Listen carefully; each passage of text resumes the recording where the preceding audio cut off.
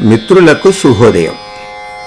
భగవద్గీత కర్మయోగం 4వ శ్లోకం ఇలా చెబుతోంది. న కర్మణామనారంభాన్ నైష్కర్మ్యం పురుషోస్నుతే నచ సన్యసనాదేవా సిద్ధిం సమధిగచ్చతి. న కర్మణాం అనారంభాన్ నైష్కర్మ్యం పురుషోస్నుతే. హే అర్జున, పురుష మానవుడు కర్మలను అనారంభాత్ ఆచరింపకుండా ఉండటం మూలంగా నైష్కర్మ్యము అనగా యోగనిష్టా స్థితిని నా అస్నుతే పొందలేడు.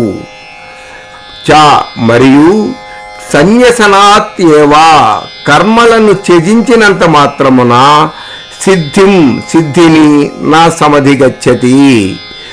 అప్పుడు కూడా అతను సిద్ధిని అంటే సాంఖ్యయోగ నిష్టా సిద్ధిని పొందజాలడు. మనుష్యుడు కర్మలను ఆచరింపకయే నైష్కర్మ్యము అనగా యోగనిష్టా సిద్ధిని లభింపచేసుకోలేడు. అలాగే కేవలము కర్మలను త్యజించినంత మాత్రమున సిద్ధిని అంటే సాంఖ్యనిష్టను కూడా అతను పొందజాలడు. స్వస్తి.